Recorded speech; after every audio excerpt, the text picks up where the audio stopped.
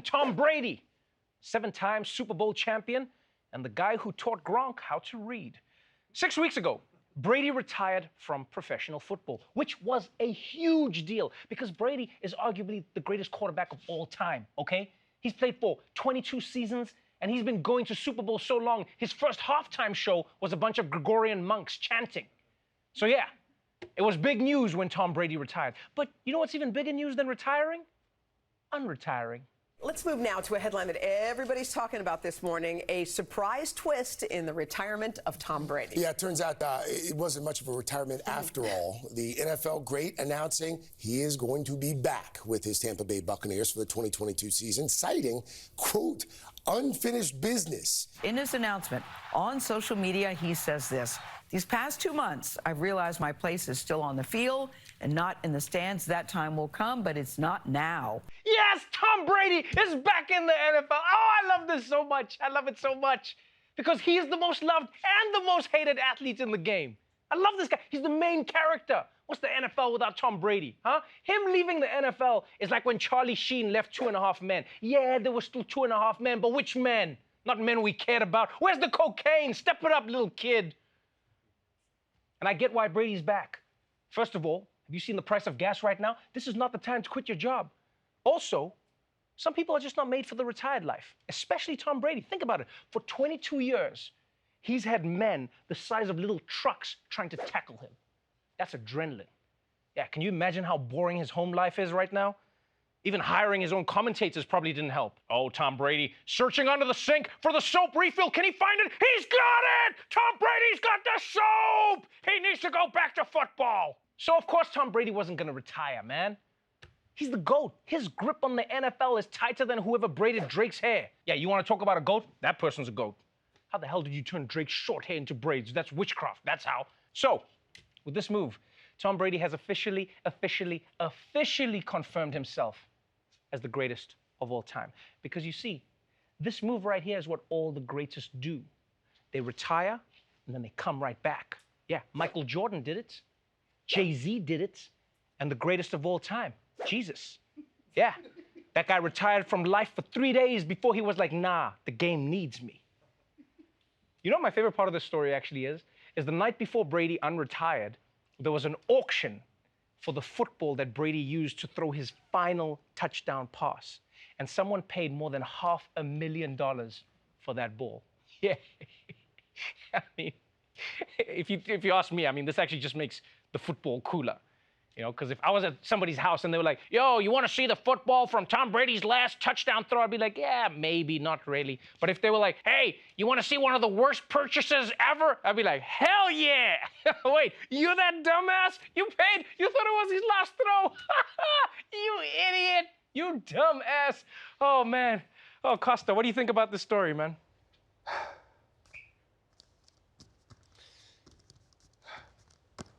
Look, I mean, it seems to me like Tom Brady's acting like someone who's been hit in the head every day for the past 30 years. You know what I mean?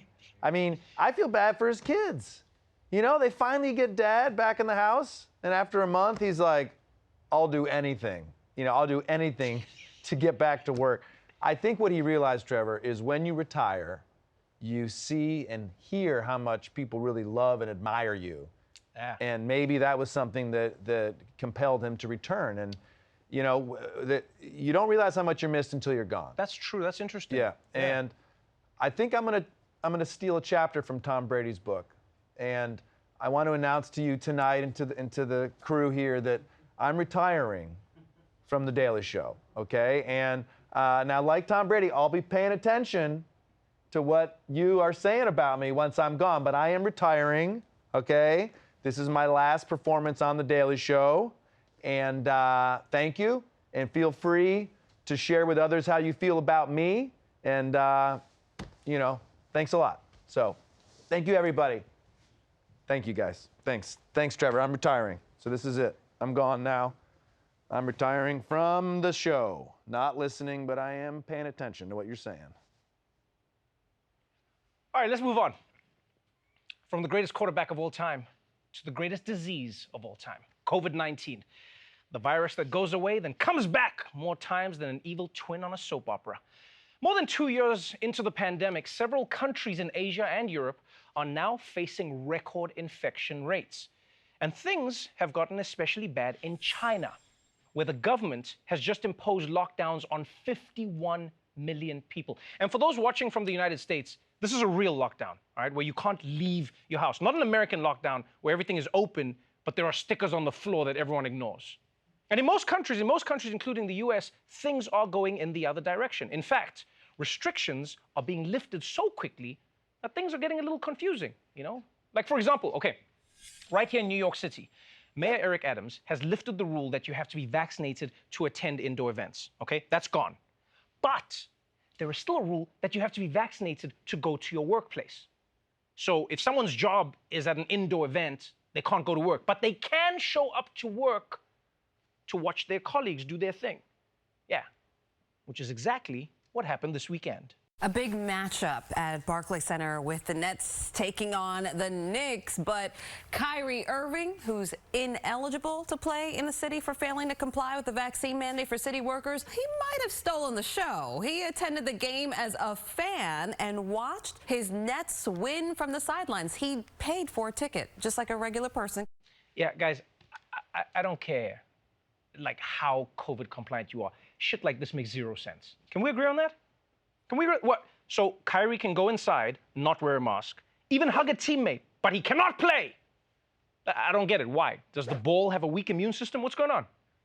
I mean, it's crazy. Just think about it. Just think about it. Kyrie can't play, but he can sit in the stands, right? Like a fan. And then as a fan, what happens if he gets picked to take the half-court shot to win the car? Can he do that? What are those rules? How does it work?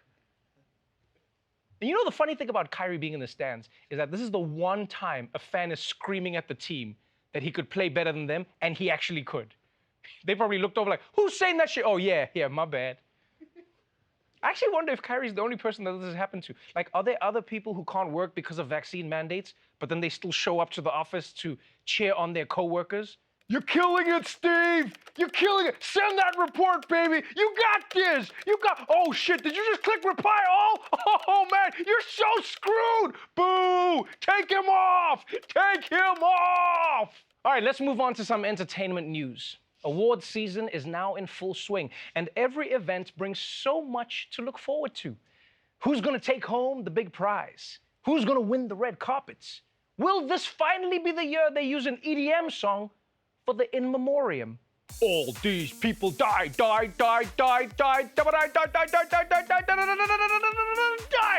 all dead. Now I see why they don't do that. Now, of course, there's always the question of who's going to give the most viral speech at an award show. And today, that award goes to the director, Jane Campion.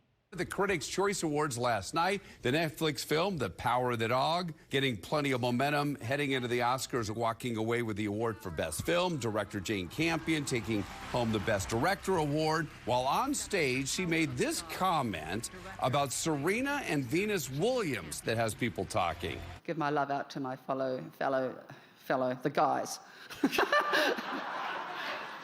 The nominees. And, you know, Serena and Venus, you are such marvels.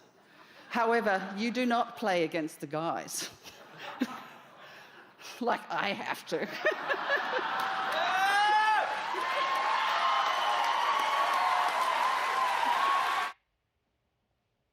Okay, I know a lot of people are angry about this. I know.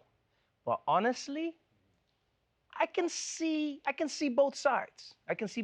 First of all, Campion was obviously trying to make a point about how hard it is for female directors to break through in Hollywood, which is true, right? I mean, in her defense, name a female director. Huh? See? You see? Nothing. Yeah, you were like, Steven Spielberg, please don't cancel me, Trevor, too late! And that's what Jane Campion means. It's a big deal when a woman breaks through in a category that's always dominated by men. Yeah, and if you watch the clip, you can see Serena Williams love that moment. She was clapping hard. But Venus, well, she looked like someone just told her how well-spoken her backhand is. Now, on the other hand, I get why a lot of people found this cringy. I totally understand it, because it felt like a white woman on top of her game was telling two black women on top of their game that her game is harder than theirs, which can sound rude anytime, but especially in an awards speech, where traditionally the only person you're supposed to offend is your spouse when you forget to thank them. Also, if I was Campion, I wouldn't want to be challenging the Williams sisters to anything, because they are competitors. Yeah, knowing them, they're going to start learning to direct movies and then go on to win next year's Oscars in straight sets.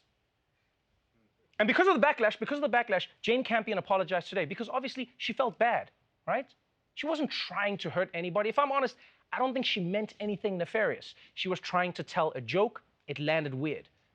You know, you almost wish that someone could have intercepted her right before she said that line. You know? Where's Kanye when you actually need him? Actually, don't answer that. Don't answer that.